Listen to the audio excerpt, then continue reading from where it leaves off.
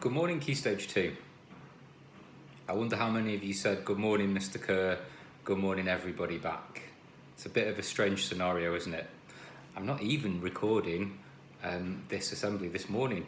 As you can possibly see behind me, I'm sitting at home in my house and it's Friday evening and I'm recording an assembly to play to all of Key Stage 2 on Monday. This is the strange times that we live in. Things are really, really unusual. But I wanted to say a massive welcome back to all of you children who have been back in school now for 4 full weeks. And we're just so delighted to have you all back in school. And you've all been incredible. I've been speaking to all of the teachers and every one of them has been saying how fantastically well you've done with all of the new measures that we've got in place in school, with keeping safe, with being kind to one another, and most importantly, getting back in to doing what we do best, which is learning and looking after one another. So it's really nice to be back here doing your assembly. Mrs. Collier and I are going to take it in turns, a little bit like Mrs. Lamb and I did last year and the year before.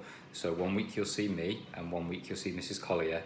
And for now it still has to be like this. We have to do it over videos to keep everybody as safe as possible. But I hope this way you still get to see me and I still get to see you in the playground on the way in the morning, and that helps to still keep everybody safe. So, a little bit of news before I get into our assembly this morning, or this evening, whichever you think it is. First of all is attendance, and I was really concerned in the summer that lots of children may still be unsure about coming back to school. We might have 70, 80% of children, but it's been brilliant. We've had over 90% of children in school the whole time that we've been back, which is fantastic. And that's down to you and what you've been doing and how much you've wanted to get back to school and how keen you've been to learn. I'm really pleased to say that over the last couple of weeks that attendance has grown even stronger. Last week, attendance in school was the best that we've had so far, and actually we're going to go back to doing our attendance prizes each week. And I think Mrs. Walsh has got some vouchers for some supermarkets that she's going to be giving out that you'll be able to use in your classes to either buy games or books or things like that. So Mrs. Walsh will be getting those prizes out to the winning classes each week. So for last week, the week that ended the 2nd of October, the winning class actually wasn't in Key Stage 2. The winning classes, there were more than one, were in Year 1 and Year 2, and they're going to take those £5 prizes for last week. So the challenge to everybody in Key Stage 2 is, can it be one of you next week? Can it be Year 3, Year 4, Year 5 or Year 6 that wins that prize? That means that as many of you as possible have got to be in school on time every single day next week. So there's your challenge. Next bit of news for you. You might have seen in the newsletter and in the entrance foyer, we are collecting tins and packets of food that are still in date for charity to help people a little less fortunate than ourselves.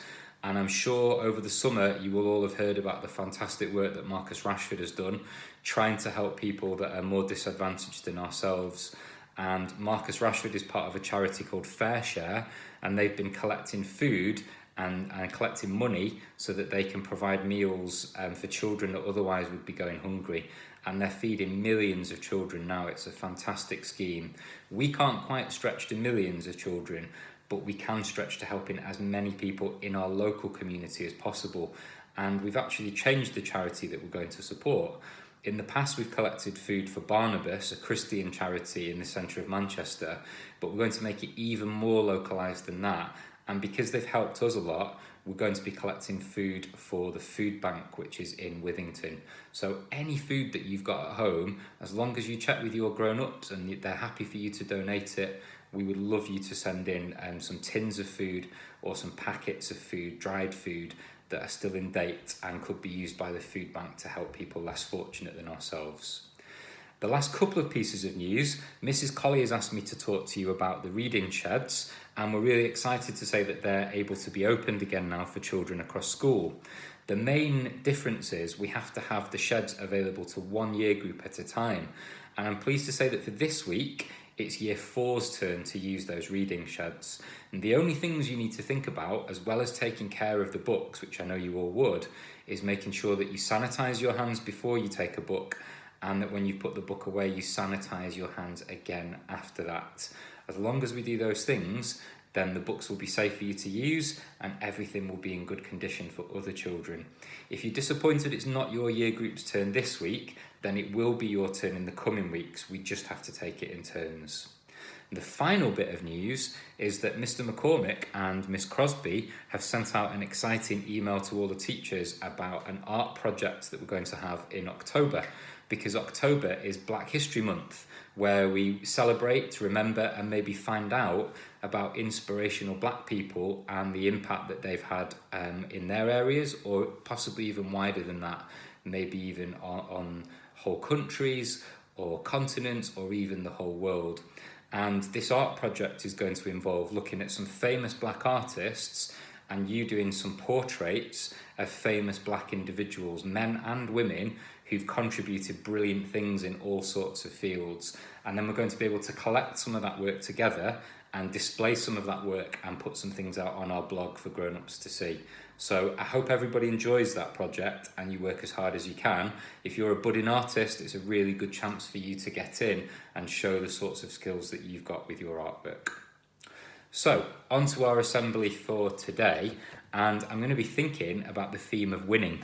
And I wanted to ask you a couple of questions first, and then I've got a video for you to watch in a moment, and you'll have to pause me. Yeah, that's interesting, you can pause, Mr. Kerr. So I want you to think about, first of all, what does it mean to win? Is it always important to be a winner? And do we always have to come first to win? So a few questions to think about.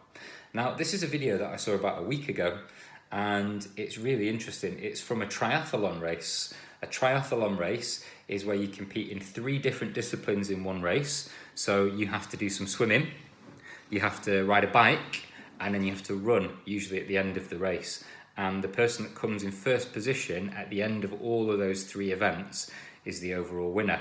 Now, this race took place in Santander in Spain, and there was something really, really unusual that happened at the end of the race. I'm going to let you watch the video clip that your teachers have got access to, and I want you to think about those questions that I asked. What does it mean to win? Do we always have to finish first to win? What do you think about that? Can winning take shape in different forms? So you're going to pause me now, we're going to watch the video, and then we're going to come back and ask some more questions at the end of that. So, you should have had a chance to see the video now. It was a strange ending to the race, wasn't it? I'm not sure I've ever seen anything like that before. And what you'll have seen happening is one of the competitors in the triathlon race went the wrong way and he crashed into the fence right at the end. And his competitor that was racing behind him noticed what was happening and decided to stop right at the finish line. It might seem a curious thing to do. Why would you stop at the finish line? He could have finished 3rd overall in that race, and instead he stopped and he allowed his competitor to finish in front of him. And when he was asked afterwards what happened, he simply said, well, it was unfair. He made a mistake and he'd been in front of me for the whole race and he deserved to finish 3rd.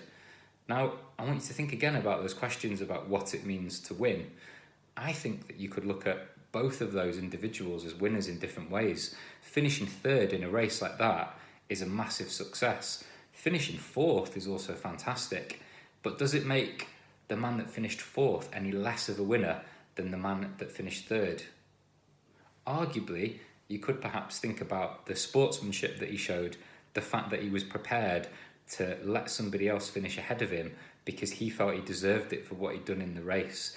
And that level of sportsmanship and fair play is actually a trait of being a winner. It's not always about coming first or 2nd or 3rd. Sometimes it's about what makes you feel good. Sometimes it's about doing something that feels fair. I think that was a fantastic piece of sporting conduct. And for him to do that, he's now got people all over the world, just like us this morning, watching that clip and thinking what a winner he is for the way he treated a competitor and somebody that he was up against. So something for you to think about is, we always want you to do your very best. And I would argue that if you try your absolute best at something, whether that's running as fast as you can, whether that's writing a brilliant story, whether that's conducting a science experiment or baking a cake, whatever it is, if you try your very best at it, nobody can ask any more than that. If you decide that you want to do something that's as sporting as that, to help somebody else out, to show some humanity, that's a fantastic thing to do, and that makes you a winner in terms of your personality. So there are lots and lots of different ways to win and to be a winner. It's not always about coming first. It's not always the person that wins the race. Think about that this week. How can you be a winner? In what different ways can you show that you're doing your best, that you're doing your absolute best? And at the end of this week, can you look at yourself in the mirror and can you say, I did my best for the entire week? Because if you do that, nobody can ask any more of you. Key stage 2, I think it's the quietest I've ever heard you in an assembly. Incredible. I'll see you again really soon. Have a good day.